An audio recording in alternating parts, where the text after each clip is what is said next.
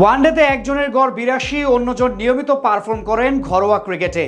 তবুও জাতীয় দলে উপেক্ষিত এই দুই ক্রিকেটার কিন্তু এবার আর উপেক্ষার সুযোগ নেই। কিউইদের বিপক্ষে দারুণ পারফর্ম করে জাতীয় দলে ফিরতে যাচ্ছেন তারা, যাদের ব্যাটে রানের ফুলঝুরি ছুটেছে ব্ল্যাক ক্যাপসদের বিপক্ষে ওয়ানডে সিরিজে। এ দলের হয়ে আলো কেড়ে জাতীয় দলে জায়গা করে নিচ্ছেন যে দুই ক্রিকেটার, তাদের নিয়েই জানবো প্রতিবেদনের বাকি অংশে। বাংলাদেশ ক্রিকেটে আজন্ম আক্ষেপ ব্যাটারদের ব্যর্থতা।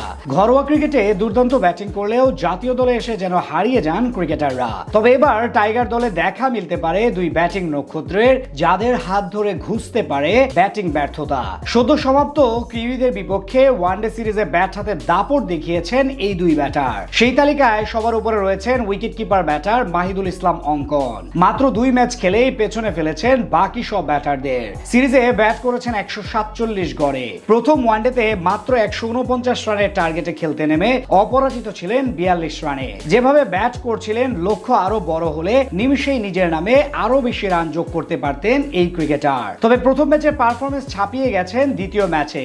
100 রানের আগেই যখন 4 উইকেট হারিয়ে বিপদে পড়েছিল দল, তখন হাল ধরেন এই ক্রিকেটার। শুরুটা ধীরগতির হলেও পরে ব্যাট করতে থাকেন দলের প্রয়োজন মাফিক। শেষ পর্যন্ত সেঞ্চুরি হাঁকিয়ে বিদায় নেন 105 রান করে। তার দারুণ ব্যাটিং এ বড় পুঁজি গড়ে বাংলাদেশ।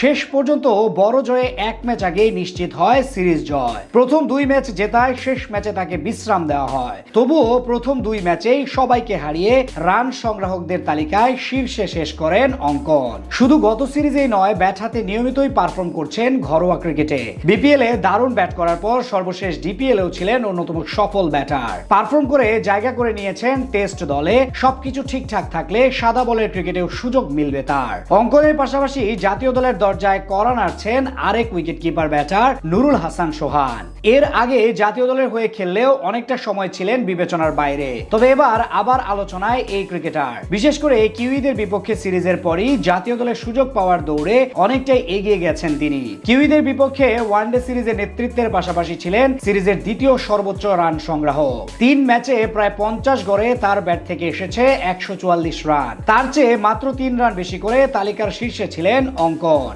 এর আগে ডিপিএল এও এসেছে সোহানের ব্যাট। 11 ম্যাচে প্রায় 59 গড়ে তার ব্যাট থেকে এসেছে 522 রান। দুটি শতকের পাশাপাশি দুটি অর্ধশতকের দেখাও পেয়েছেন তিনি।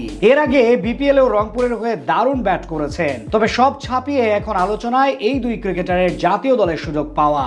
বিশেষ করে ওয়ানডে ফরম্যাটের জন্য বেশ মানানসই তারা। যেভাবে পারফর্ম করছেন, তাতে করে পরবর্তী সিরিজে টাইগার স্কোয়াডে যুক্ত হবেন এই দুই ক্রিকেটার। ঘরোয়া ক্রিকেটে দুর্দান্ত ব্যাটিং করলেও জাতীয় দলে এসে যেন হারিয়ে যান ক্রিকেটাররা। তবে এবার টাইগার দলে দেখা মিলতে পারে দুই ব্যাটিং নক্ষত্রের, যাদের হাত ধরে ঘুষতে পারে ব্যাটিং ব্যর্থতা।